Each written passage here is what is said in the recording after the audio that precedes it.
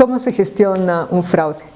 Hoy en día creo que todas las personas hemos sido testigos de que se lo hace a través de las redes sociales y con un poco de presencia en las calles.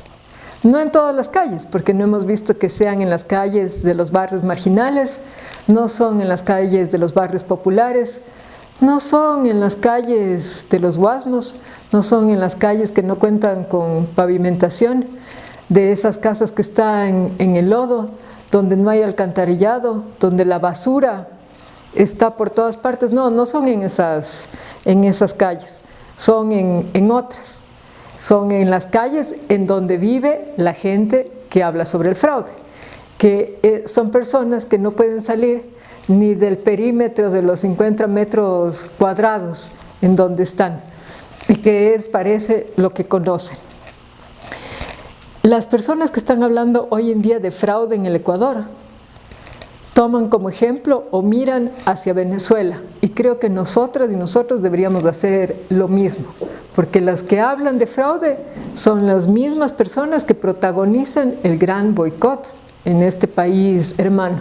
¿Qué sucede en Venezuela?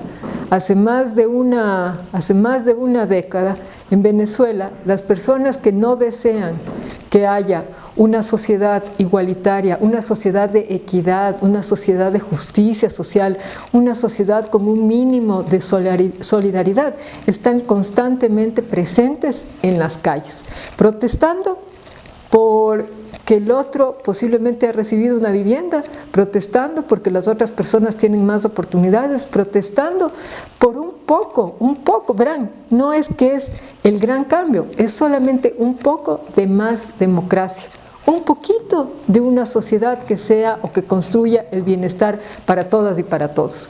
Eso lo tenemos a diario, o a diario se vive en Venezuela. ¿Y en qué consiste el boicot?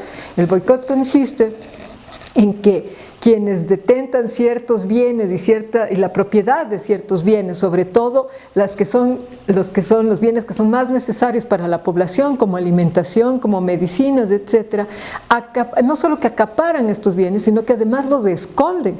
Ha llegado a ver el acaparamiento de la harina, no se produce el pan que debería producirse, etcétera, etcétera. Pero no todas las personas en Venezuela están dejando de comer, no todas las personas en Venezuela están dejando de vivir bien. ¿Hacia quién se dirige este boicot? Pues ahora estamos viendo, porque en eso posiblemente falta originalidad también aquí en el Ecuador, que hay algunas personas que han decidido tomar el modelo venezolano. Ellas sí han decidido tomar el modelo venezolano y quieren presentarnos o manifestar su presencia en las calles. Y lo único que encontraron para poder justificar esa presencia en las calles es hablar de un fraude. ¿Cómo se supone o cómo justifican o cómo evidencian cuáles son las pruebas del supuesto fraude en el Ecuador? Vemos uno de los miles de videos que dicen que circulan y que demostraban el fraude. Vemos que uno de esos miles de videos hay 5 personas, están posiblemente a las afueras del recinto escolar en donde se dieron las elecciones, y llegan a un basurero, un tacho grande, en donde encuentran, enfocan una cámara seguramente con un celular y encuentran que hay unas papeletas. Y de acuerdo con ellos, con estas personas, estas papeletas seguramente han sido votadas, eliminadas por las personas que están como receptores del voto. Es decir, que el fraude en Ecuador llega a caer en el absurdo, y las personas que además realizan este fraude son tan ineptas, pero tan ineptas, que no se pudieron coger y guardar las papeletas en la cartera, llegar a la casa, romper las papeletas, quemar. No, a la salida del recinto electoral, a vista y paciencia de todo el mundo, en un tacho de basura que ni siquiera tenía tapa, ahí estaban las papeletas que demostraban el fraude. Alguien en su sano juicio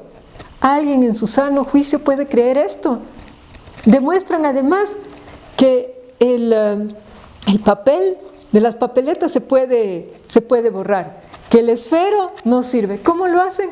Utilizando un papel de estos que sirven para los stickers o para las calcomanías, que ustedes saben que no es es un papel más bien como plástico, ¿no es cierto? Escriben ahí y borran con el dedo. Alguien en su sano juicio, que tenga 4 neuronas funcionando de manera correcta, puede creer que los fraudes se realizan o se orquestan de esta manera. La única forma en la que podría producirse el fraude aquí en el Ecuador, con todos los filtros que existen, es si las personas que conforman las juntas receptoras del voto, ¿no es cierto?, las vocales y vocales, quienes están ahí recibiendo los votos y que hacia el final de la jornada tienen que contabilizar y realizar las actas, solamente podría producirse si esas personas fuesen quienes anulan una votación, quienes han votado en blanco pueden rayar, o quienes han votado por un candidato o una candidata pueden poner más votos, solamente de esa manera. Entonces, quienes arguyen que hay un fraude o que va a haber un fraude, ya vamos con lo de que va a haber el fraude, de que hubo un fraude en la primera vuelta, significa que están acusando a las personas que recibieron los votos. A esas personas les están diciendo que son quienes realizaron el fraude.